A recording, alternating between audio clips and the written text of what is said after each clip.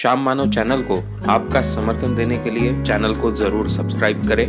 Channel के notification पाने के लिए बेल आइकन भी दबाएं।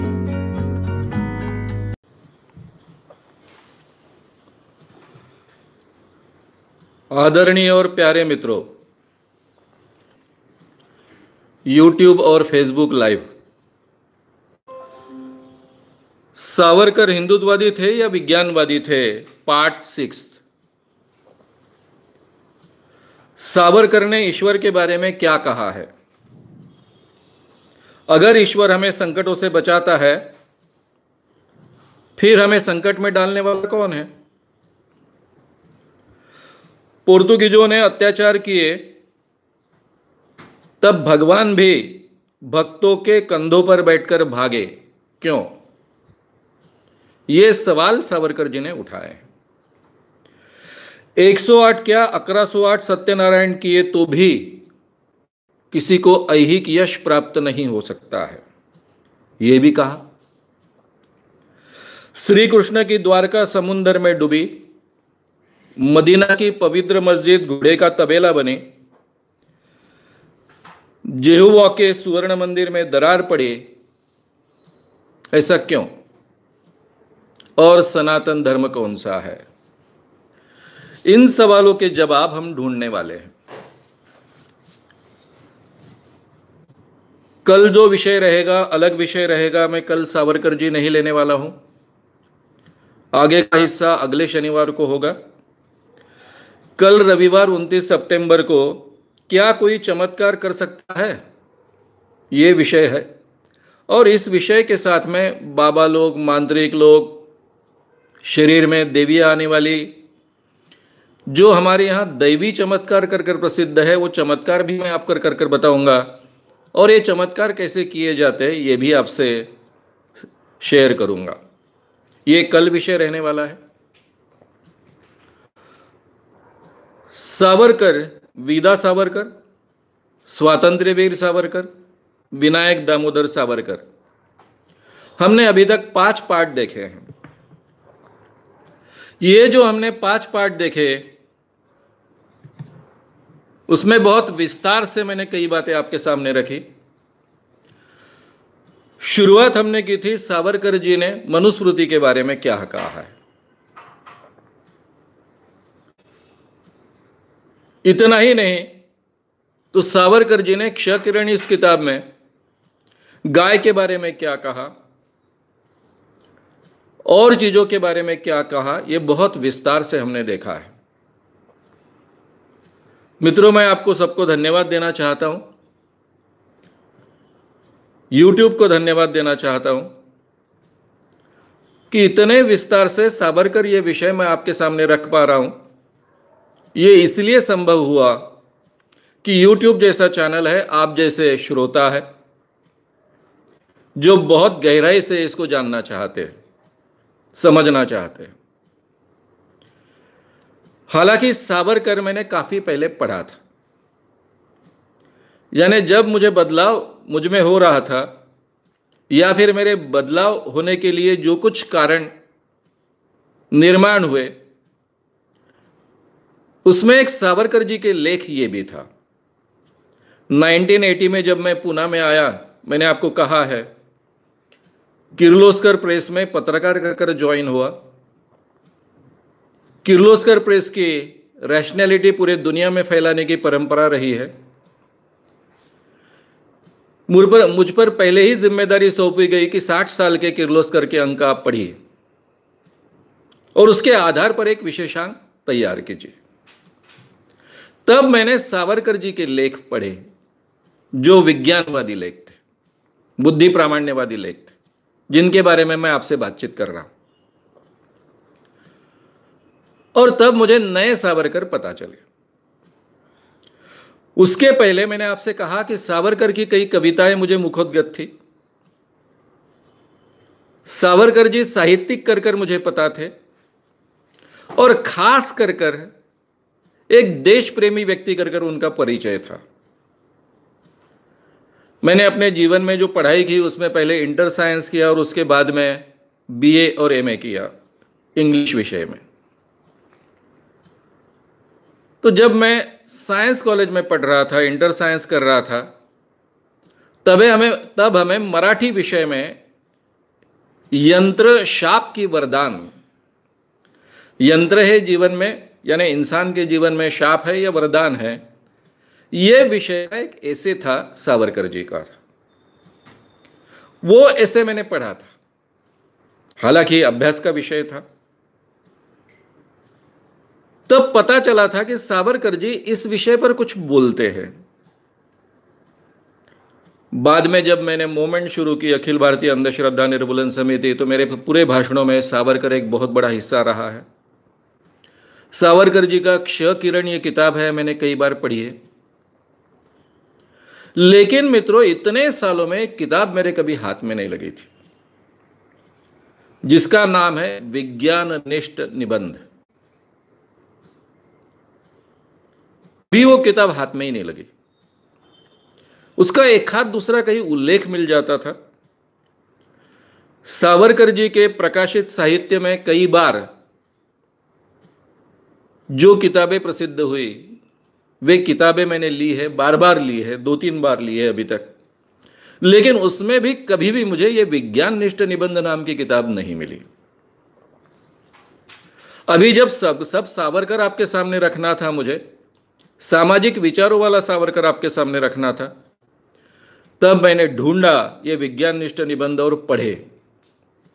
और मुझे बहुत अफसोस हुआ कि इतने सालों तक मैंने ये निबंध पहले क्यों नहीं पढ़े थे, मेरे हिस्से में क्यों नहीं आए थे। और मुझे ये पता है कि बहुत कम लोगों ने पढ़े होंगे, क्योंकि ये बड़े पैमाने पर लोगों के सामने आते ही नहीं हैं। अब उसके पीछे के कारण क्या हो सकते हैं, क्या होने चाहिए, इसके बारे में अलग से चर्चा हो सकती है। इस किताब में जिस ढंग से उन्होंने बातें रखी है, जिस तार्किक ढंग से उन्होंने आर्गुमेंट्स किए हैं, और उस जमाने में 1935-1936 में, वो देखकर बहुत अचरज होता है। क्योंकि मैं उस फील्ड में गए 38 सालों से काम कर रहा हूं। लोगों के सामने ये सब चीजें रखना कितना कठिन है, ये मैं जानता हूं। अब इमरजेंसी में मैं जेल में भी गया था, जयप्रकाश नारायण के आंदोलन में काम भी कर रहा था। देश के लिए लड़ना आसान है, जेल में जाना आसान है। ये मैं कह रहा हूं, केवल काल्पनिक नहीं कह रहा हूं। मैंने खुद जेल भुगता है, इमरजेंसी के खिलाफ आंदोलन किया, इसलिए जेल में गया। मैं कहता हूं कि देश के लिए लड़ना आसान है, देश के लिए मरने के लिए तैयार होना भी आसान है, जेल भुगतना यह भी आसान है। लेकिन ये विचार धार्मिक लोगों के आगे इतनी ताकत से रखना बहुत डिफिकल्ट है, बहुत कठिन है। उसके लिए बहुत हिम्मत चाहिए, बहुत ढाढ़स चाहिए। और ये काम बड़े पैमाने पर सावरकर जी ने उस जमाने में किया, 1935-36 में। अभी आजकल यूट्यूब पर काफ़ी चीज़ें आती है। आजकल सावरकर बहुत हिट एंड हॉट विषय बना है। माफी वीर सावरकर बार बार कहा जाता है। एक तथाकथित बहुजनवादी चैनल है जो रात दिन डॉक्टर बाबा साहब जी आम्बेडकर जी का नाम लेते रहता है। उस चैनल का नाम भी लेने की आवश्यकता मुझे लगती नहीं है। वो माफी वीर सावरकर कर उन पर टीका करते वक्त बोल रहे थे, ये ब्राह्मणवादी संस्कृति वाले सावरकर, ब्राह्मणी संस्कृतिवादी ये शब्द का उन्होंने उपयोग किया। ब्राह्मणी संस्कृतिवादी सावरकर। इतना ही नहीं तो न्यायमूर्ति जहांगीरदार, जिनके प्रति मेरे मन में बहुत आदर है, क्योंकि मैंने यह आंदोलन शुरू करने के पहले से उनकी ख्याति एक रैशनलिस्ट कर बुद्धिवादी विचारवंत कर थी। वो केवल हाईकोर्ट में न्यायमूर्ति नहीं थे, लिखते थे, लोगों के सामने अपने विचार रखते थे। महाराष्ट्र में उनके प्रति बहुत रिस्पेक्ट है, मेरे भी मन में उनके प्रति बहुत आदर है। लेकिन उन्होंने अपने आर्टिकल में लिखा कि मनुस्मृति का समर्थन करने वाले सावरकर, क्योंकि मेरे संगठन को जब सावरकर जी का पारितोषिक दिया गया उनके एक संस्था की ओर से, तब उन्होंने टीका करते वक्त ये बात कही थी। मनुवादी सावरकर, मनुस्मृति का समर्थक सावरकर। और इसीलिए मैंने सावरकर सीरीज की शुरुआत की थी। सावरकर जी ने मनुस्मृति के बारे में क्या कहा है, यहीं से मैंने शुरुआत की थी। अब मित्रों, सावरकर जी को माफी वीर कहना, इसके बारे में फिर कभी बहुत विस्तार से चर्चा करेंगे, लेकिन मेरे मन में तुरंत कुछ सवाल खड़े होते हैं। सावरकर तो कोई महात्मा गांधी नहीं थे। सत्य का आग्रह रखने वाले, मैं बोलूंगा वो सत्य ही बोलूंगा, अंग्रेजों के खिलाफ लड़ाई करूंगा तो उनसे कहकर करूंगा, उनसे छुपाकर कुछ नहीं करूंगा, ऐसा आग्रह रखने वाले महात्मा गांधी थे। वे अपने शत्रु को भी बताकर सब काम करते थे। यहां माफी वीर सावरकर कहा गया। अब उन्होंने माफी मांगी है, इसका मतलब क्या होता है, इसके बारे में बहुत अलग से चर्चा हो सकती है। लेकिन जो मेरे मन में सवाल खड़ा हुआ कि फिर शिवाजी महाराज के बारे में जो बोला जाता है उसका क्या किया जाए। शिवाजी महाराज भगोड़े थे। आगरा से मिठाई के पिटारे में बैठकर भाग के आए थे। शिवाजी जी महाराज लूटने वाले थे, लुटारू ऐसा उनको मराठी में कहा जाता है। कई लेखकों ने लिखकर रखा है। और शिवाजी महाराज इतना महान राजा तो पूरे भारत के इतिहास में हुआ नहीं। इतने क्रांतिकारक कदम अपने राज में उठाने वाला, सबको न्याय देने के लिए वचनबद्ध होने वाला, स्त्रियों की इतनी सुरक्षा करने वाला, इज्जत करने वाला, किसानों की इज्जत करने वाला, उनकी सुरक्षा करने वाला दूसरा राजा आज तक भारत के इतिहास में कम से कम हुआ नहीं है। अब इतने बड़े क्रांतिकारक व्यक्ति को, इतने बड़े, जिसको हम कहेंगे कि जो लोगों का राजा था, उस राजा को भी लुटारू कहा जा सकता है।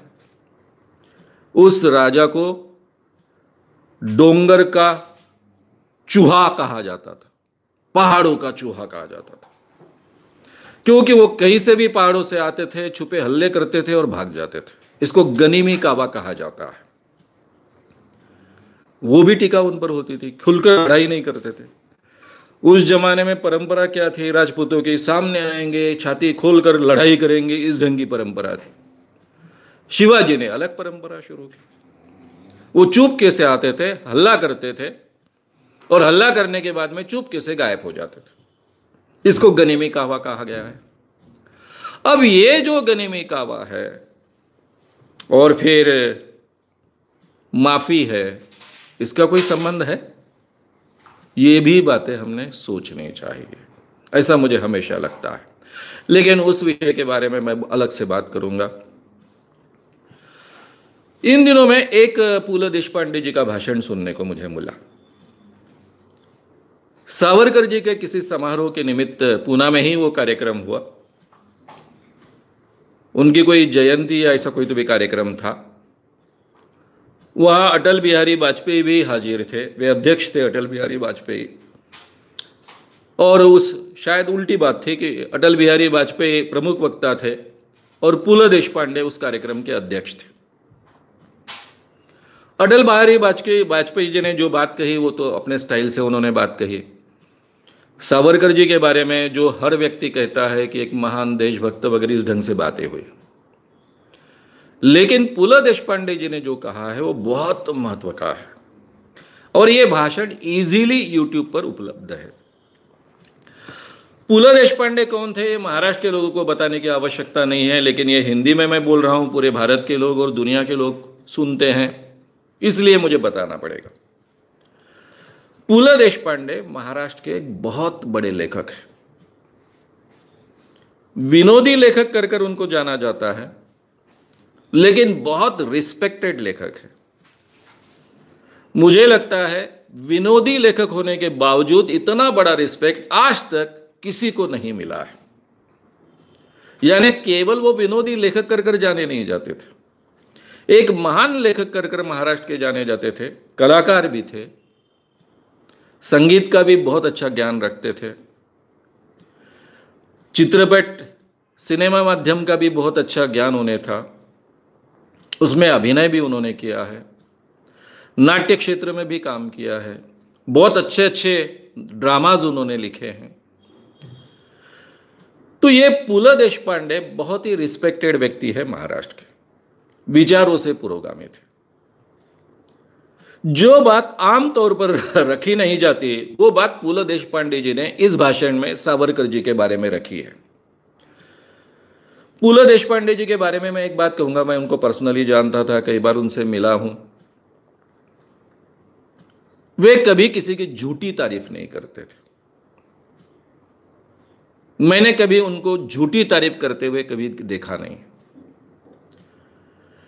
लेकिन इस समारोह में जो वो बोले वो बात और कोई कभी रखता नहीं था, वो बात बोले। सावरकर जी के धार्मिक और सामाजिक विचार लोगों के सामने रखे।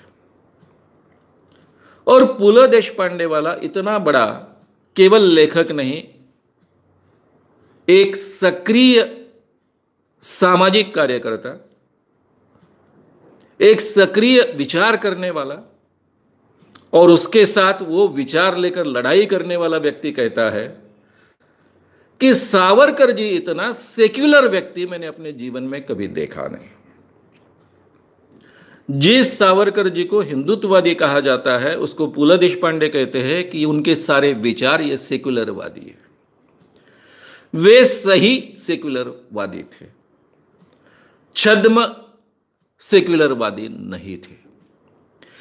केवल यहां तक उन्होंने बात नहीं की, उन्होंने आगे कहा कि वो केवल हिंदू लोगों ने विज्ञानवादी बनना चाहिए यहां तक बात नहीं कहते थे।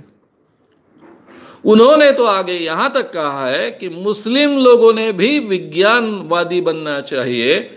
भारत के मुस्लिम जितने विज्ञानवादी बनेंगे तितना भारत का बहुत अच्छा विकास हो पाएगा।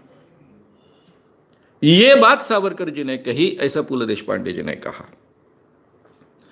और आखिरी में उन्होंने कहा कि मेरे जीवन में जिन लोगों का सबसे ज्यादा मुझ पर प्रभाव पड़ा उसमें से एक सावरकर है और मुझे उन्होंने सही माने में नास्तिक बनाया। नास्तिक का मतलब तो आप सभी जानते हो। नास्तिक का मतलब आज के जमाने में किसी को समझाने की आवश्यकता नहीं है। पु ल देशपांडे कहते हैं, जिनको हम एक हिंदुत्ववादी कर जानते हैं, ऐसे सावरकर जी के लेख पढ़कर उनके विचार सुनकर वे नास्तिक बने। पु ल देशपांडे जी ने ये बात जो कही है वे बहुत मायने रखती है और इसलिए मैंने उसका उल्लेख आपके सामने किया। और ये व्याख्यान ऑलरेडी YouTube चैनल पर उपलब्ध है, आप सुन सकते हो। मराठी शायद आपकी भाषा की दिक्कत होगी तो किसी मराठी जानने वाले के जरिए समझ ले सकते हो। ये विज्ञान निष्ठ निबंध एक बहुत ही कीमती लेखों का संग्रह है। इसकी भाषा बहुत कठिन है। सावरकर जी की भाषा बहुत कठिन है, संस्कृत प्रचुर है, नए नए शब्द मराठी के उपयोग में लाना यह उनकी विशेषता रही है।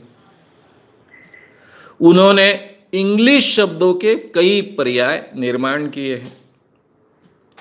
जो पर्याय आज भी मराठी भाषा में उपयोग किए जाते हैं उतने तो समझ में आते हैं, लेकिन कई उनके शब्द समझना बड़ा कठिन हो जाता है, डिक्शनरी में भी मिलना मुश्किल हो जाता है। भाषा बहुत सुंदर है, अलंकारिक है, संस्कृत प्रचुर है, संस्कृत के शब्दों का उन्होंने बहुत उपयोग किया है। और मुझ जैसे व्यक्ति ने जिसको बिल्कुल संस्कृत आती नहीं उसको ये समझना दिक्कत हो जाती है, मेहनत से पढ़ना पड़ता है। और शायद इसीलिए लगता है कि लोगों ने बड़े पैमाने पर इनको पढ़ा नहीं है। यानी शायद हो सकता है कि जो मराठी ठीक ठाक जानता है वो पढ़ना शुरू करे, 10 पेजेस पढ़ते पढ़ते इतना थक जाए कि बाद में चलो भाई छोड़ दो, अपने को समझ में नहीं आ रहा है, बहुत कठिन हो रहा है करके छोड़ दे। लेकिन उनके भाषा की सुंदरता बहुत अप्रतिम है। अब ये इस भाषा में उन्होंने जो व्यंग किया है, उपहास करने वाली भाषा है, ये सुंदरता मैं आपके सामने रखना चाहता था, लेकिन हिंदी में उसको वैसे के वैसे ट्रांसलेट करना बहुत कठिन है। मैं आसान भाषा में हर चीज हमेशा लोगों के सामने रखना चाहता हूं। वो मेरी यानी मेरे काम की आवश्यकता, ऐसा मैं मानता हूं। मैं अपने आप को टीचर मानता हूं, और टीचर की ये विशेषता होती है कि लोगों को समझे, इस भाषा में लोगों तक वो बात पहुंचाए। इसके बावजूद उनकी भाषा की सुंदरता भी आप तक पहुंचे, ये कोशिश मैंने की है। और इसलिए मुझे बहुत अतिरिक्त मेहनत लेनी पड़ी कि उनका भाषा सौंदर्य भी आप तक मैं पहुंचाऊं, हिंदी में पहुंचाऊं, और उसका सेंस भी मुझे आप तक पहुंचाना है। तो इसके लिए काफी मेहनत मुझे लेनी पड़ी। आपने शायद मेरे भाषण पर के यानी वक्तृत्व कैसे किया जाए इस विषय पर व्याख्यान सुने होंगे। मेरी स्टाइल है, मैं छोटे पॉइंट्स निकालता हूं, उसके आधार पर आपके साथ बात करता हूं। लेकिन यहां मुझे पूरे वाक्य के वाक्य आपको सुनाने पड़ने वाले हैं, तब ये भाषा की सुंदरता, उनका व्यंग, उनका उपहास करने की शैली आप तक मैं ठीक ढंग से पहुंचा पाऊंगा। पहला उनका आर्टिकल है मनुष्याचा देव आणि विश्वाचा देव। मनुष्य का भगवान और विश्व का भगवान। हालांकि भगवान इस विषय पर किसी सामाजिक कार्यकर्ता ने जाहिर तरीके से बात भारत में करना, यह बहुत कठिन कसरत है, बहुत कठिन बात है। और जिसको एक मूवमेंट चलानी है, लोगों को साथ में लेना है, केवल एक रूम में बैठकर अपने विचार नहीं रखने हैं, ऐसे व्यक्ति के लिए तो यह बहुत ही कठिन बात है। ध्यान रखिए, सावरकर जी को हिंदुओं का संगठन करना है, पूरे भारत के हिंदुओं का संगठन करना है, केवल महाराष्ट्र के नहीं। और ऐसा व्यक्ति चर्चा करता है एकदम डायरेक्ट ईश्वर के बारे में, भगवान के बारे में, जबकि हमारे देश में भगवान मानने वाले, मैं ये बात कह रहा हूं 35-36 की, बाबा साहब आंबेडकर थे, लेकिन बाबा साहब आंबेडकर जी ने बुद्ध धम्म स्वीकारने के लिए किसी को प्रवृत्त नहीं किया था। वो काम 56 में हुआ। 56 के बाद आज शायद आपको महाराष्ट्र में ईश्वर को नकारने वाले लोग बड़े पैमाने पर मिल जाए, देश में नहीं, महाराष्ट्र में शायद मिल जाए, 1 करोड़ जनसंख्या कम से कम मिल जाए, यह संभव है। लेकिन 1935-1936 के दरमियान 1% भी लोग आपको इस विचारों के नहीं मिल सकते। 0.01 वगैरह वगैरह ये परसेंटेज होगा। महाराष्ट्र का बात कर रहा हूं मैं, पूरे देश की तो बात आप छोड़ ही दीजिए। ऐसे समय में सावरकर जी अपने आर्टिकल्स लिख रहे, किर्लोस्कर जैसे प्रेस में, किर्लोस्कर एक मासिक है, मंथली है, उन दिनों में भी वो पूरे दुनिया में जाता था, जहां जहां मराठी मानुस था वहां वहां किर्लोस्कर जाता था, बड़े पैमाने पर पढ़ा जाता था। स्त्रियों के लिए मासिक था, यह भी किर्लोस्कर प्रेस का था, दोनों में आर्टिकल लिखते थे। बाकी भी पुणे के कई पेपर्स में, महाराष्ट्र के कई पेपर्स में या फिर मैगजीन्स में आर्टिकल्स लिखते थे। और ये आर्टिकल का नाम है मनुष्याचा देव आणि विश्वाचा देव। शुरुआत में टोटल इंसान, एक धार्मिक इंसान, क्योंकि उनको सामान्य धार्मिक व्यक्ति को समझाना है, इसलिए धार्मिक इंसान किस ढंग से विचार करता है ये बात वो पहले रखते हैं। हमने उतनी बात उठाई और उतनी बात लोगों के सामने रखी तो कम से कम कई लोग कह पाएंगे कि सावरकर जी ने भगवान का बड़ा समर्थन किया है, भगवान क्या है हमारे सामने रखा है। इस ढंग से वो बात को पहले आगे रखते। ये परंपरा रही वाद विवाद की, पूर्व पक्ष फिर बाद में उत्तर पक्ष रखने की, उस परंपरा जैसा। वो कहते हैं कि आम इंसान कैसा मानता है, भगवान किसको मानता है, ईश्वर किसको मानता है। ये विश्व में जो भी मनुष्य को सुख देने वाली चीजें हैं, अच्छी चीजें हैं, विश्व का जो अच्छा हिस्सा है, वो ईश्वर ने निर्माण किया, ऐसा हम मानते हैं। यानी जो अच्छा है, सुख देने वाला है, वो ईश्वर। ये विश्व में जो मनुष्य को दुख देने वाला है, बुरा हिस्सा निर्माण किया है, वो राक्षस। ओल्ड टेस्टामेंट में इसको शैतान और ईश्वर ऐसा भेद किया है। अब शैतान शब्द का उपयोग ज्यादा तरीके से, ज्यादा बड़े पैमाने पर मराठी में या फिर आम भारत में नहीं किया जाता, उसके बजाय हम राक्षस का उपयोग करते हैं। तो उन्होंने, सावरकर जी ने यहां राक्षस शब्द का उपयोग किया है। यानी जो अच्छी चीजें ये विश्व में निर्माण की है, जिसके कारण मनुष्य को सुख प्राप्त होता है, वो सभी ईश्वरी है। जो बुरी चीजें हैं, जिससे इंसान को दुख प्राप्त होता है, ये बुरी चीजें राक्षसी है, राक्षसों ने निर्माण की है। फिर जो परंपरागत बातें रखी गई उसके बारे में वे कहते हैं कि हमारी जो 5 इंद्रियां है, हम सभी जानते हैं 5 इंद्रियों को, नाक, कान, आंख, हमारी त्वचा, स्किन, मुंह, जिह्वा से हम बात करते हैं। ये जो हमारी 5 इंद्रियां है, ये 5 इंद्रियों के आधार पर आम इंसान ने, जो धार्मिक इंसान था, उसके सामने तत्ववेत्ताओं ने ये पूरा का पूरा विश्व 5 महाभूतों द्वारा निर्माण हुआ, ये बात रखी। ये उनको सूझा किस आधार पर? 5 इंद्रियां है, 5 महाभूत है, उसके आधार पर ये पूरी की पूरी सृष्टि निर्माण हुई, ऐसी कल्पना करना स्वाभाविक था। और इस कल्पना का वो आदर करते हैं, सम्मान करते हैं। और ये 5 महाभूतों के द्वारा पूरी सृष्टि निर्माण हुई, ये बात रखने वाले लोगों की विद्वत्ता की, बुद्धि की वो तारीफ भी करते हैं। लेकिन क्या केवल सुंदर सृष्टि हमारे हिस्से में आई? जैसे वो उदाहरण देते हैं कि जैसे समुंदर है,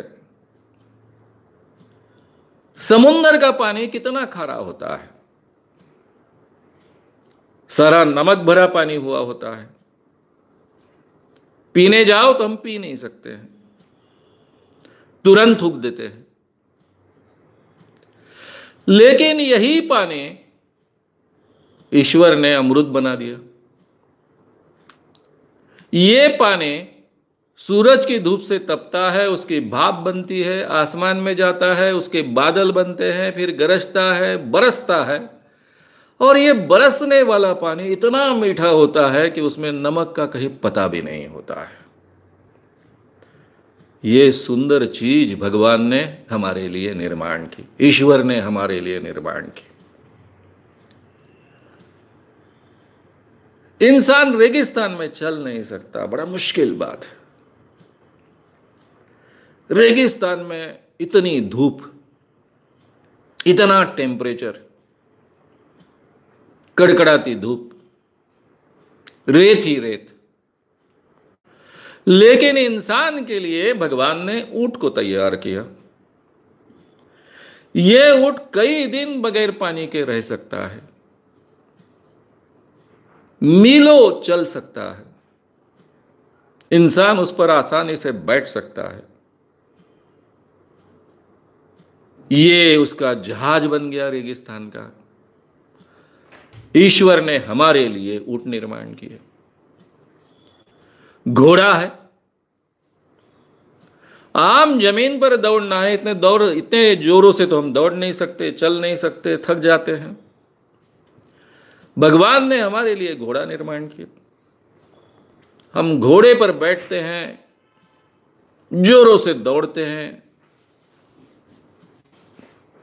कितनी सुंदर चीज हमारे लिए निर्माण की, हमारी सेवा के लिए निर्माण किया, ऐसा हम मानते हैं। ये सब बातें वो कह रहे हैं, ये किस आधार पर कह रहे हैं? सभी धर्म ग्रंथों में इस ढंग का वर्णन मिलता है, उसका आधार लेकर वो ये बात कर रहे हैं। एक दाना बो अनाज का, चाहे गेहूं हो चाहे चावल हो, उसमें से हजारों दाने निर्माण होते हैं। कितना बड़ा आश्चर्य! ये भगवान ने हमारे लिए निर्माण किया, अनाज निर्माण किया। फल है, एक से एक फल। आम कितना मधुर, बेर खट्टे, अलग अलग तरीके के फल हमारे लिए निर्माण किए। केवल यही नहीं, हमारे लिए हिरन निर्माण किए, खरगोश निर्माण किए, बकरी निर्माण किए, मुर्गी निर्माण किए, मांस खाने के लिए मछली निर्माण की। कितना रुचिकर मांस हमको उपलब्ध कराया भगवान ने। ये सब ईश्वर ने हमारे लिए निर्माण किया है। ये केवल उनकी बात नहीं रख रहे हो, हमारे सभी धर्म ग्रंथों में इस ढंग का वर्णन मिलता है। बाइबल के ओल्ड टेस्टामेंट में इसका वर्णन मिलता है। ओल्ड टेस्टामेंट ये तीनों धर्मों का मूल ग्रंथ है। यहूदी लोगों का, जिसको हम जूस कहते हैं, क्रिश्चियन लोगों का, ईसाई कहते हैं, मुस्लिम लोगों का, ये तीनों का मूल ग्रंथ ओल्ड टेस्टामेंट है। ये तीनों धर्म ओल्ड टेस्टामेंट को मानते हैं। और उसके बाद में न्यू टेस्टामेंट, न्यू टेस्टामेंट यानी बाइबल, ये क्रिश्चियनों का धर्म ग्रंथ हुआ। और कुरान, और उसके साथ में हदीस,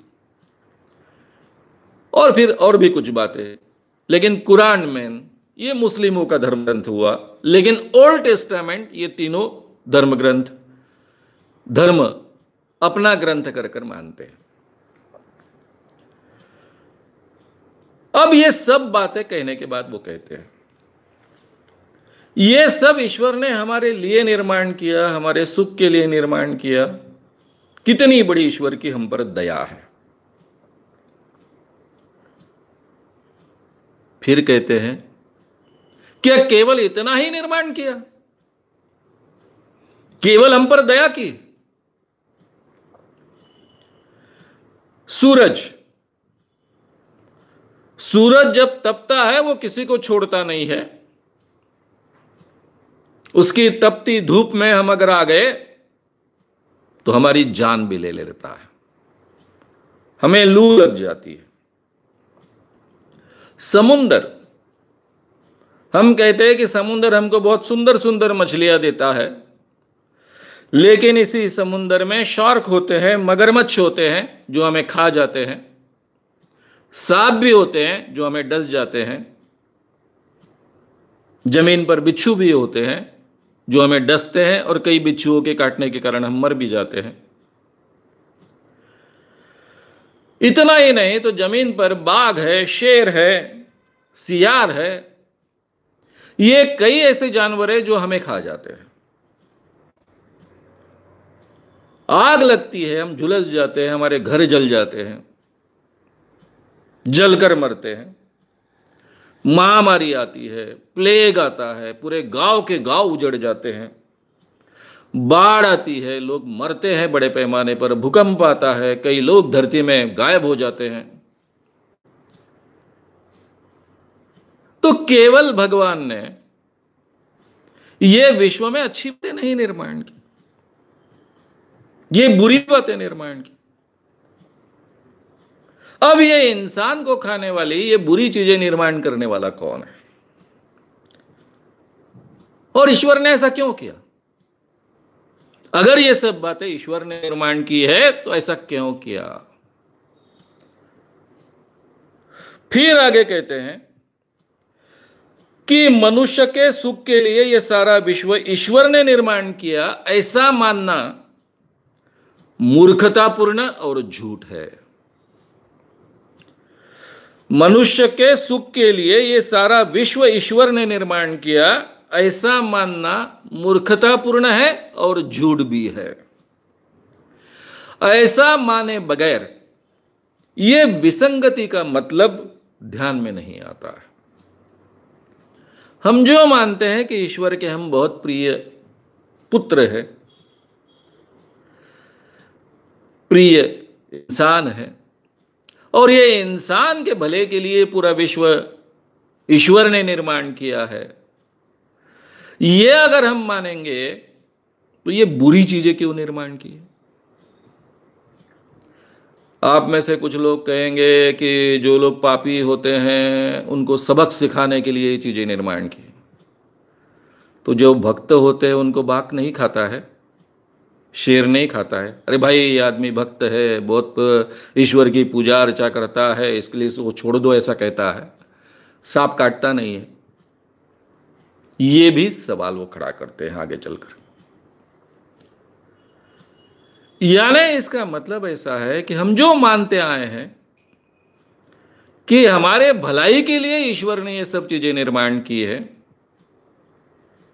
ये संभव नहीं है। ये बातें गलत है, झूठ है। ये बहुत ताकत से वो बात कहते हैं।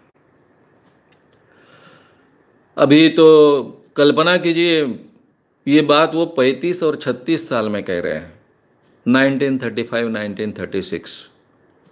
अभी 2019 है। 2019 में जब मैं कहता हूं कि ये विश्व कैसे निर्माण हुआ, उसकी थियरी लोगों के सामने रखता हूं, जो नई नहीं है, हर अभ्यासक को मालूम होनी चाहिए, ये होती है कि 450 करोड़ साल पहले पृथ्वी सूरज से अलग हुई। वहां से लेकर तो आज तक का इंसान कैसे बना, तो कितने लोग चिढ़ जाते हैं, गुस्सा होते हैं, अलग अलग ढंग की प्रतिक्रियाएं व्यक्त करते हैं, अंदर से हिल जाते हैं। अब ये डार्विन का उत्क्रांतिवाद का सिद्धांत, ये विश्व की उत्पत्ति, ये तो हर विद्यार्थी को कहीं ना कहीं सिखाई जाती है। इसके बावजूद वो उनको सहन नहीं होती। और सावरकर जी कह रहे हैं 35 साल में, 1935 में, ये जो हमारा अमर्याद अनंत विश्व निर्माण हुआ, इतना वो अमर्याद है, इतना वो विस्तृत है, इतना वो विशाल है कि इस विश्व में सूरज पैदा हुआ, ये भी विश्व के ईश्वर को ध्यान में नहीं होगा। तो फिर पृथ्वी की क्या बात है और उस पर के इंसान की क्या बात है? उसके लिए ये पृथ्वी एक शुद्र चीज है, नाचीज चीज है, दखल देने योग्य नहीं है। यही बात मैं अलग ढंग से आज तक कहते आया। मुझे पता नहीं था कि सावरकर जी ने 1935 में लिख कर रखा है। मैंने पहले ही कहा कि यह किताब मुझे कभी पहले पढ़ने को नहीं मिली। अभी ये आपके सामने सावरकर जी की पूरी सीरीज लेनी है, इसलिए मैंने इसको ढूंढा। मुझे इंटरनेट पर ये मिली, प्रिंटिंग तो कहीं नहीं मिली, लेकिन इंटरनेट पर ये मिली, और इसलिए ये सब पढ़ पाया और आपसे बात कर पा रहा हूं। मैं ये बात को अलग ढंग से आपके सामने रखता हूं, रखी है, ऑलरेडी है।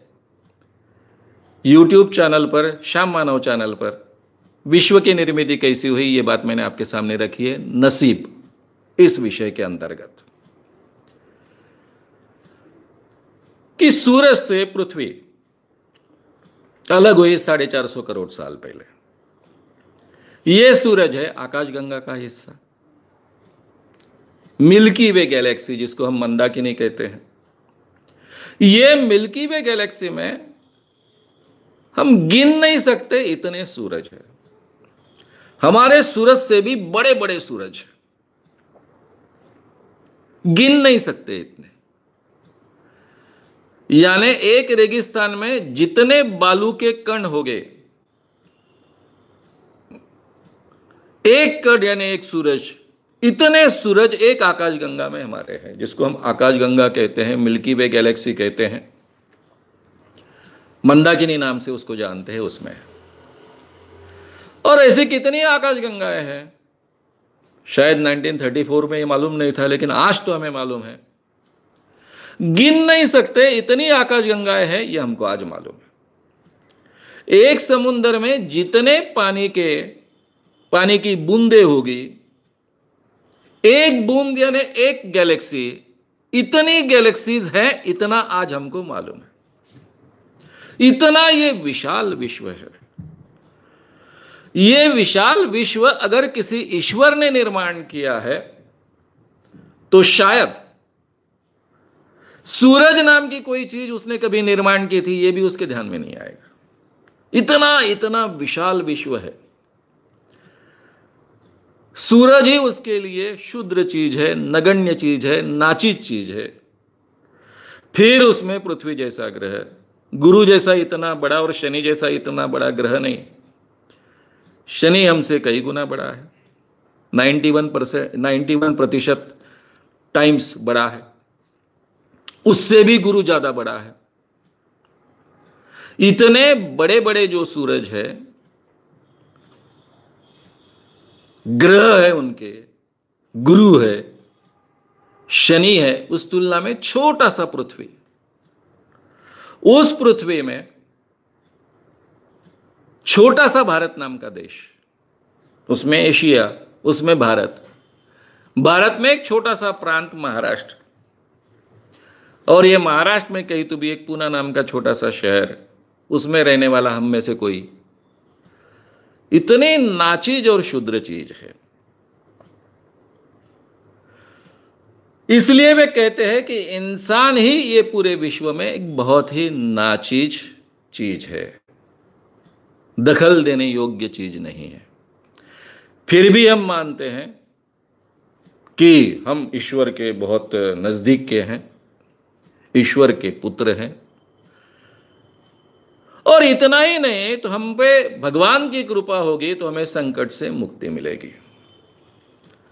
और फिर संकट से मुक्ति पाने के लिए हम पूजा अर्चा करते हैं, सत्यनारायण करते हैं।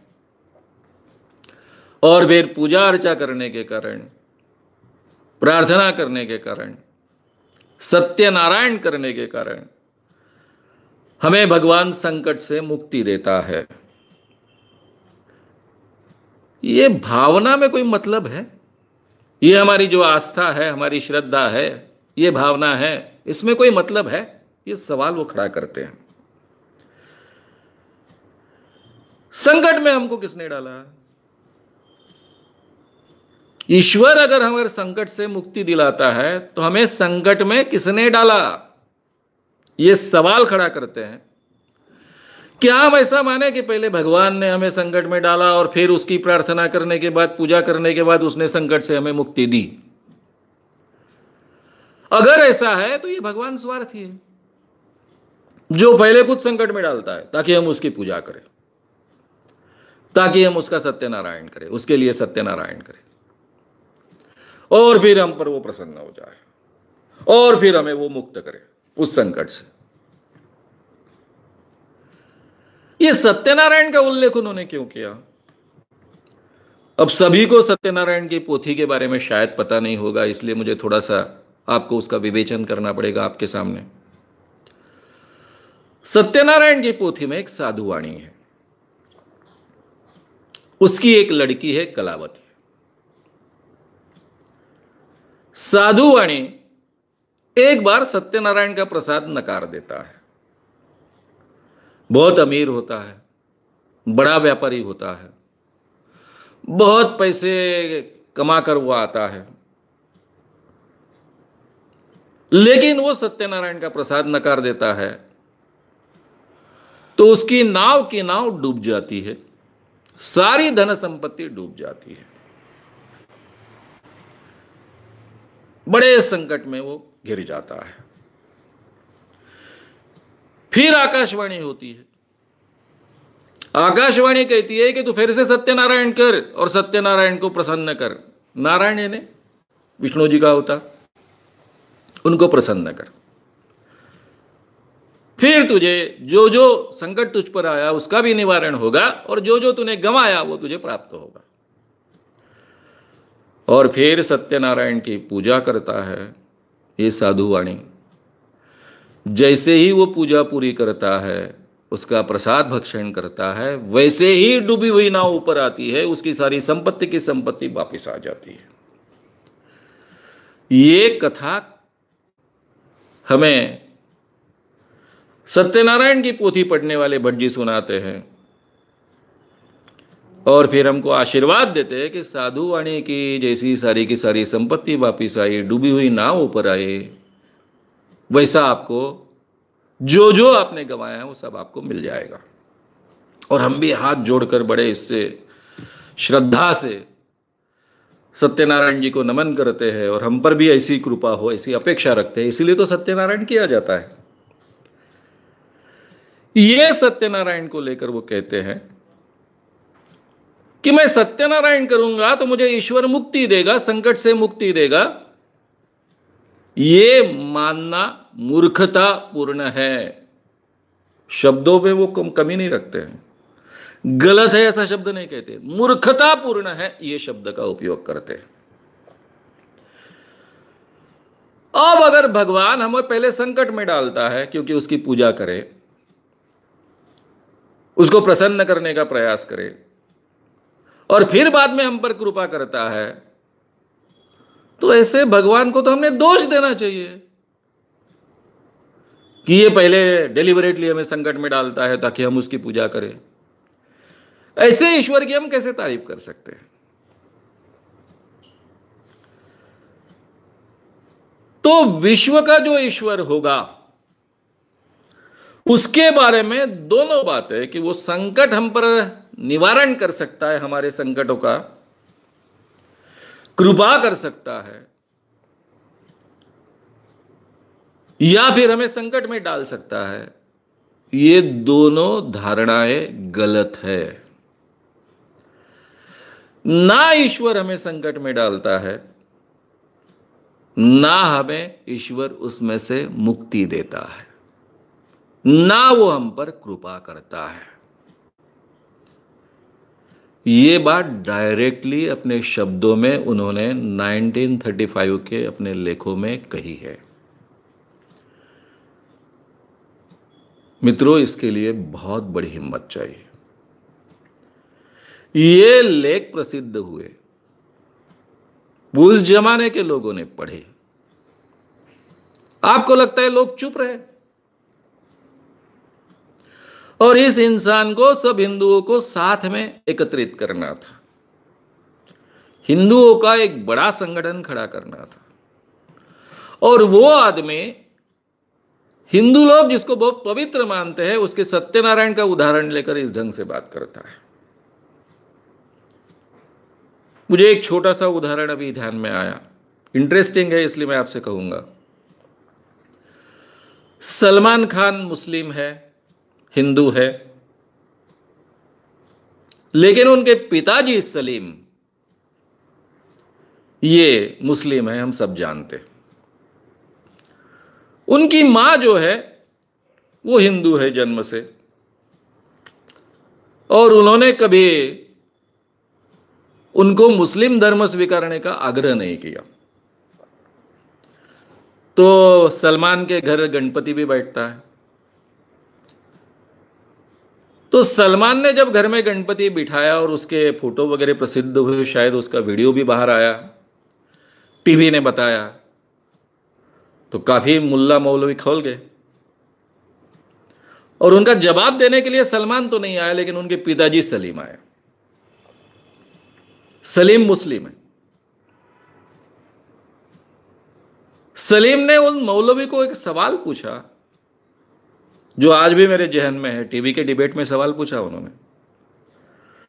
उन्होंने पूछा कि आप तो मानते हो कि अल्लाह के मर्जी के बगैर पेड़ का पत्ता भी खड़कता नहीं, यानी पेड़ का पत्ता भी हिल नहीं सकता अल्लाह की मर्जी के बगैर। तो फिर आप क्यों चिंता करते हो सलमान के? सलमान को गणपति की मूर्ति बिठाए और उसकी पूजा करे, ये बुद्धि भी तो ईश्वर ने ही दी होगी, अल्लाह ने ही दी होगी।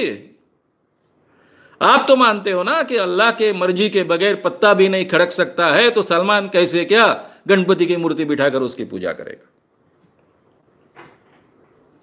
क्या सवाल खड़ा किया था उन्होंने। वो एक मुस्लिम आदमी जाहिर तरीके से डिबेट पर यह सवाल खड़ा करता है। यानी पहले मैं ऐसा मानता था, इसके पहले, कि वैचारिक दृष्टि से जावेद और सलीम ये जोड़ी है, तो वैचारिक दृष्टि से इसमें बहुत सुलझा हुआ व्यक्ति जावेद है। पहली बार मुझे पता चला कि जावेद इतने ही वैचारिक दृष्टि से सलीम भी बहुत सुलझे हुए व्यक्ति है। दोनों मुस्लिम हैं। ये जो आर्गुमेंट किया वही आर्गुमेंट यहां पर सावरकर जी 35-36 में करते हैं कि अगर ईश्वर आपको कृपा से बचाता है तो संकट में कौन डालता है? फिर कृपा से बचाने वाला ईश्वर और संकट में डालने वाला ईश्वर एक ही होना चाहिए, और यह तो संभव नहीं है। इसलिए ना ही ईश्वर आपको संकट से बचाता है, ना ही आपको संकट में डालता है। ये दोनों धारणाएं बेमतलब है, गलत है, और फिर उनका टिपिकल शब्द मूर्खतापूर्ण है। अब ये बातें उन्होंने पहले आम धार्मिक व्यक्तियों की क्या श्रद्धा होती है उसके अनुसार बातें कही, फिर अपनी शैली में, अपनी भाषा में ये बातें कैसे सही नहीं हो सकती है ये बात कही। यानी ये सब धारणाएं गलत है ये बात लोगों के सामने रखी। यहां तक वो सीमित नहीं रहे तो पॉजिटिव बात भी आगे रखते हैं, भी सच क्या है। ये धारणाएं तो गलत है, सच क्या है? इस विश्व के जो नियम है उन्हें समझना और उनका उपयोग मनुष्य जाति के लिए सुखकारक हो इस ढंग से करना, इतना ही हमारे हाथ में है। यहां कहीं वो ईश्वर को नहीं लाते। यहां विश्व यानी नेचर भी आ गया, यूनिवर्स भी आ गया।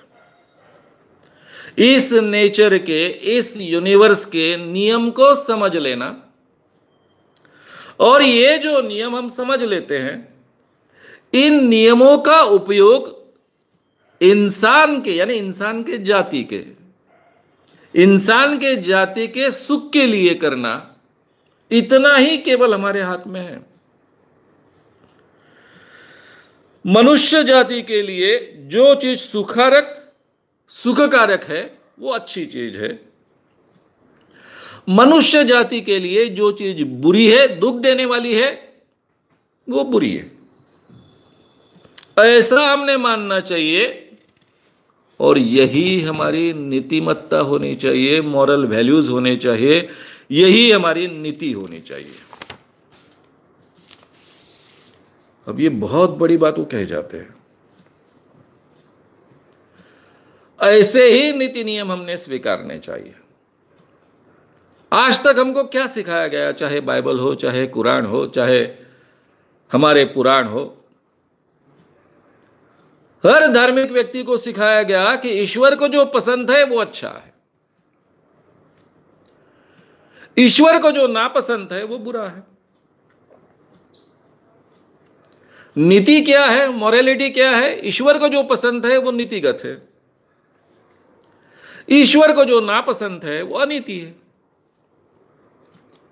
यहां पूरी की पूरी ये जो भावना है, हमारी मान्यता है, धर्म ग्रंथों ने हमें निर्माण की है, उसको पूर्णतः सावरकर जी गलत है ऐसा नहीं कहते, उसको कहते हैं ये मूर्खतापूर्ण है और असत्य है। डायरेक्ट शब्दों का उपयोग करते हैं। ईश्वर को पसंद है वो अच्छा है, ईश्वर को नापसंद है वो बुरा है, ये जो मानने की हमारी नीति है, यह नीति मूर्खतापूर्ण है, असत्य है, ये शब्दों का उपयोग करते हैं। अब मित्रों, मॉरलिटी यानी क्या, इसकी चर्चा उन्होंने वहां पर नहीं की है, मैं ये आपसे कर रहा हूं। उनकी बात समझाने के लिए मैं आपसे नीति यानी क्या इसकी चर्चा कर रहा हूं। आज तक हमारे धर्म ग्रंथों में जो कहा है उसको हम मॉरलिटी मानते हैं, नीति मानते हैं, चरित्र का हिस्सा मानते हैं। लेकिन एक्चुअली मॉरलिटी यानी क्या, नैतिकता यानी क्या, आज के जमाने में हमने किस बात को नैतिकता, मॉरलिटी कहना चाहिए? सीधी सी बात है। मैं हमेशा एक उदाहरण देता हूं कि मुझे इच्छा हुई, मैंने एक रस्सी को पत्थर बांधा और मुझे वो पत्थर बांधकर रस्सी के साथ में उसको घुमाना है, प्रैक्टिस करनी है। अब ये अधिकार मुझे है कि नहीं है? लेकिन अगर मैं किसी शहर के एक चौक में जाऊं जहां पर भीड़ इकट्ठा है, लोग आ रहे जा रहे, वहां बीच में मैं खड़ा हूं, पत्थर को रस्सी बांधकर मैं घुमा रहा हूं, तो क्या होगा? आने जाने वाला हर व्यक्ति कहेगा कि मानव साहब आप क्या कर रहे हो यहां पर? हाँ, मुझे अधिकार है पत्थर घुमाने का, मैं घुमा रहा हूं। अरे भाई, है आपको अधिकार, लेकिन यहां घुमाने का नहीं है, ये रास्ता है। रास्ता, रोड किस लिए होता है? जाने आने के लिए होता है, और हमें इस रोड से सुरक्षित जाने का अधिकार है। यह हमारा सुरक्षित जाने आने का अधिकार आपको कायम रखना है, इसलिए आप एक कर्तव्य करो, आपकी ड्यूटी करो कि आप मैदान में जाओ और मैदान में घुमाते बैठो। रोड पर आने जाने वाले व्यक्ति का सुरक्षित जाना आना सुरक्षित करने के लिए मुझे मेरी ड्यूटी निभानी पड़ेगी। मैं खुले मैदान में जाऊंगा जो खेलों के लिए आरक्षित है, और वहां मैं पत्थर घुमाना शुरू करूंगा। अब वहां से कोई जा रहा है बीच में से, तो मैं बोलूंगा हाथ जोड़ के, भाई साहब इधर से मत जाइए, रोड पर से जाइए, यहां मैं पत्थर घुमा रहा हूं और मुझे सुरक्षित तरीके से ये पत्थर घुमाने की प्रैक्टिस करनी है, इसलिए ये जो मेरा अधिकार है उसको अमल में लाने के लिए आप अपना कर्तव्य करो कि रोड से जाओ, मेरे मैदान में से मत जाओ। एक का अधिकार अमल में आने के लिए दूसरे को कर्तव्य करना पड़ता है, और दूसरे का अधिकार अमल में आने के लिए पहले को कर्तव्य पूरा करना पड़ता है। ये अधिकार और कर्तव्य जिस बिंदु पर होते हैं उसको कहते हैं मॉरलिटी, उसको कहते हैं नीतिमत्ता, नैतिक नियम, जिसके बिन इंसान एक दूसरे के साथ में जी ही नहीं सकते। ये मॉरलिटी की नई व्याख्या वो नए ढंग से लोगों के सामने रखते हैं। वे कहते हैं कि जो हमारे सृष्टि में मनुष्य जाति के लिए सुखकारक चीजें हैं वो नीति, जो बुरी चीजें हैं वो अनीति है। किसके लिए? किसी व्यक्ति के लिए नहीं कहते हैं, मनुष्य जाति के लिए। या वो हिंदुओं के लिए नहीं कहते हैं, मुस्लिम, क्रिश्चियन बाकी छोड़कर केवल हिंदुओं के लिए जो अच्छी चीजें होगी, ऐसा नहीं कहते। वे कहते हैं मनुष्य जाति के लिए जो अच्छी चीजें होगी, सुखकारक चीजें होगी, वो हमारी नीति। जो मनुष्य जाति के लिए दुखकारक चीजें होगी, बुरी चीजें होगी, वो अनीति। ये आधुनिक व्याख्या वो नीतिमत्ता की करते हैं, नीति अनीति को धर्म ग्रंथों से बाहर कर देते हैं, और ऐसे व्यक्ति को हम कहते हैं कि वो हिंदुत्ववादी है। इसीलिए मैंने सीरीज का हेडिंग ही रखा कि सावरकर जी हिंदुत्ववादी या विज्ञानवादी। ये कौन सा हिंदुत्व है भाई? ये हिंदुत्व तो मैंने सावरकर जी के अलावा किसी के मुंह से नहीं सुना। हाँ, मुझे अगर किसी का नाम लेना है तो फिर लेना पड़ता है वो स्वामी विवेकानंद जी का। वे भी कहते थे ईश्वर उन्हीं की मदद करता है जो अपने आप की मदद करते हैं। यानी इन शॉर्ट उनको कहना था कि ईश्वर आपके जीवन में हस्तक्षेप नहीं करता है, ना ही आपको मदद करता है, ना ही आपको दुख देता है, तकलीफ देता है। यह बात विवेकानंद जी ने भी कही थी। लेकिन यहां बहुत स्पष्ट रूप से सावरकर जी ये सब बातें बहुत कठोर शब्दों में लिखते हैं। फिर आगे वे कहते हैं कि इस विश्व में हम हैं, लेकिन यह विश्व केवल हमारा नहीं है। यह विश्व का हम हिस्सा है, लेकिन हमारे लिए विश्व बना नहीं है।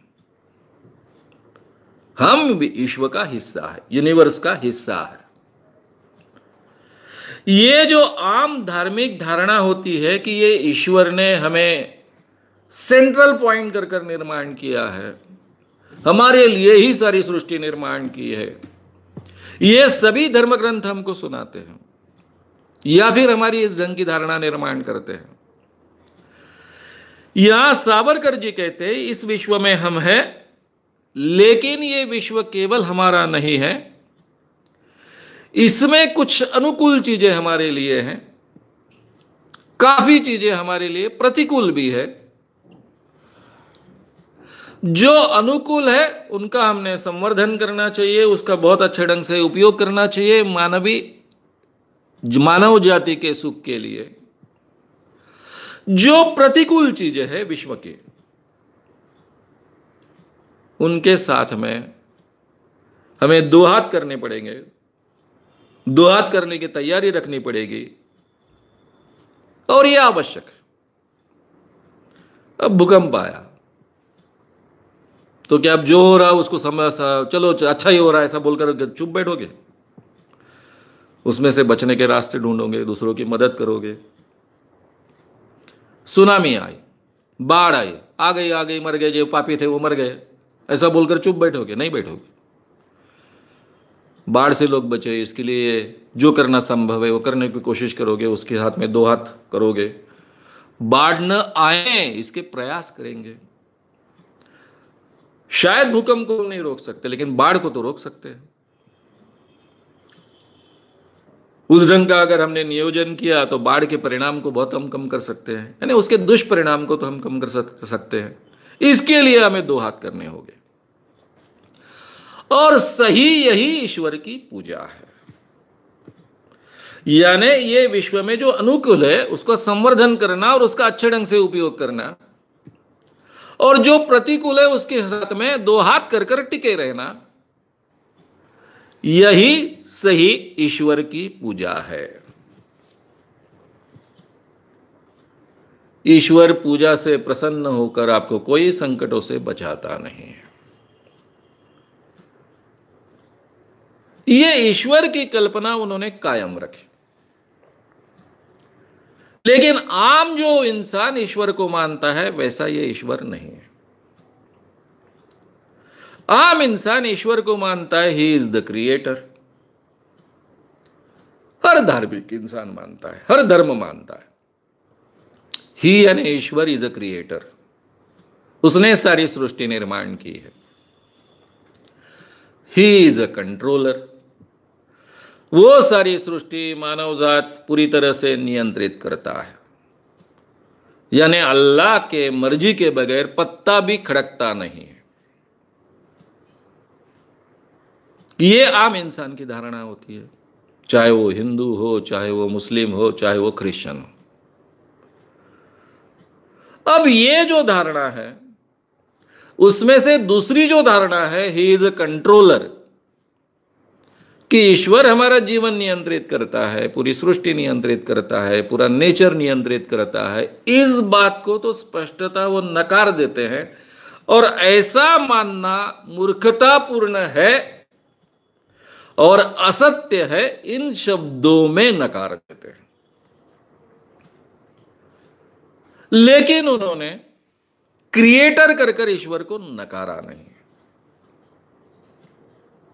उसके दो कारण हो सकते हैं, मैं केवल कल्पना कर रहा हूं। एक कारण यह हो सकता है, कितनी कठोर बातें कहे, जो आवश्यक है वो कठोर बातें कहे। यानी इंसान, ईश्वर ही सब कुछ करता है, हम उसके हाथ की कठपुतलियां हैं, कर्ता कर्विता ईश्वर ही है, हम केवल निमित्त मात्र है, गीता ही कहती है। यह मानने के कारण समाज का बहुत बड़ा नुकसान होता है। ऐसा सावरकर जी को लगता था। आगे उन्होंने, जब मैं अगले शनिवार को विस्तार से आगे की बात लूंगा तब आपके ध्यान में आएगा, उसके कई उदाहरण उन्होंने दिए हैं। इसके कारण पूरे भारत के लोगों का बड़ा नुकसान हुआ, हिंदुओं का भी नुकसान होता है। इसलिए इस बात को नकारना चाहिए, इसलिए यह बात उन्होंने ताकत से रखी। अब ईश्वर ने निर्माण किया, नहीं निर्माण किया, इस सृष्टि को इस झंझट में आवश्यकता नहीं है पढ़ने की, शायद ऐसा उन्होंने तय किया होगा। या फिर उस जमाने में 1935 तो 1940 तक के लेख हो गए। हर लेख पर कोई डेट तो लिखी नहीं है, इसलिए मैं डेफिनेटली नहीं कह सकता हूं। कुछ लेखों में डेट्स का उल्लेख है, इसलिए 35-36 साल के लेख है, 1935-36 के, मैं कह सकता हूं। उस वक्त शायद डार्विन का उत्क्रांतिवाद का सिद्धांत पूरी तरह से स्थापित नहीं हुआ था। हालांकि 1858 में डार्विन और उसके एक साथी ने यह सिद्धांत रखा, इस सृष्टि कैसे निर्माण हुई। उसके बारे में कई बार मैंने बहुत विस्तार से ये बातें आपके सामने रखी हैं। लेकिन आज जैसा वो निर्विवाद तरीके से सिद्ध हुआ, वैसा शायद 35-36 में सिद्ध नहीं हुआ था। डार्विन ने बातें रखी थी, उसके बारे में पूरे दुनिया में उल्टी पुल्टी चर्चा चलती थी, काफ़ी लोग उसको नकारते थे, साइंटिफिक जगत के लोग केवल उसको स्वीकारने की कोशिश करते थे। साइंटिफिक जगत में भी कई साइंटिस्ट ऐसे थे कि इस बात को नकार देते थे, क्योंकि डार्विन के उत्क्रांतिवाद का सिद्धांत के कारण पूरे दुनिया के धर्मों का आधार ही उखड़ गया था। क्योंकि सभी धर्म ग्रंथों ने यह सृष्टि को ईश्वर ने निर्माण किया है ऐसा कहा है। बाइबल में तो उसका पूरा सटीक वर्णन है, हमारे पुराणों में भी उसका सटीक वर्णन है। सभी धर्मों ने माना था कि विश्व को ईश्वर ने इवन इंसान को और प्राणियों को निर्माण किया है। और डार्विन कहता है कि अपने आप निर्माण हुआ। 450 करोड़ साल पहले पृथ्वी अलग हुई, फिर पृथ्वी ठंडी होती गई, यहां से फिर एक पेशीय प्राणी पैदा हुआ, और ये एक पेशीय प्राणी से सब प्राणी विकसित होते गए। और अभी 10 लाख साल पहले, या फिर आज जैसा इंसान के बारे में सोचे तो 1 लाख साल पहले ये इंसान यहां पैदा हुआ।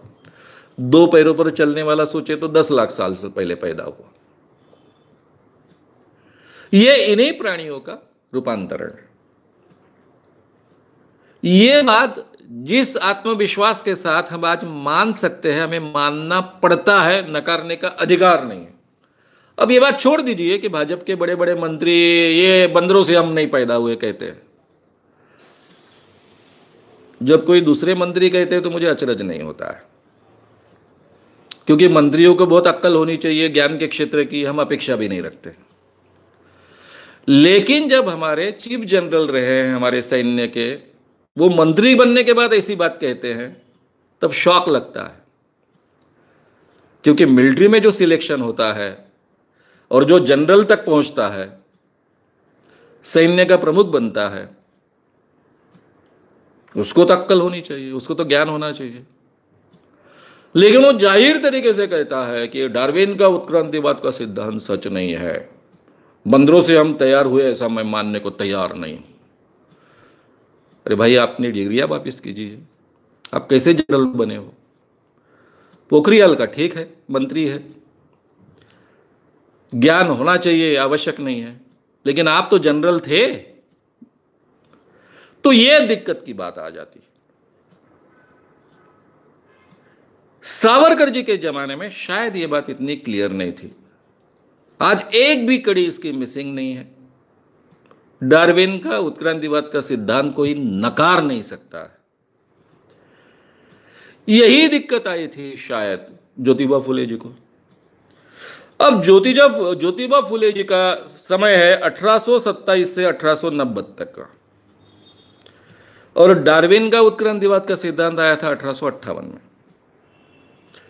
तो फुले जी तक तो यह बात शायद पहुंची नहीं होगी तब तक, और तब तक तो यह बात निर्विवाद तरीके से सिद्ध भी नहीं हो चुकी थी।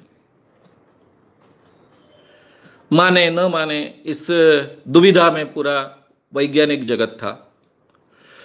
इसलिए बहुत रैशनल बातें रखने वाले महात्मा ज्योतिबा फुले ने भी निर्मिक माना है कि ईश्वर ने यह सारी सृष्टि निर्माण की, लेकिन यह सृष्टि पर, इंसान के जीवन पर ईश्वर का नियंत्रण नहीं है। यही बात सावरकर जी ने बहुत अलग शब्दों में बहुत ताकत से कही। तो मैंने आपसे कहा कि ईश्वर के बारे में उन्होंने कुछ नहीं कहा। यह सृष्टि ईश्वर ने निर्माण की नहीं की, इस बारे में नहीं कहा।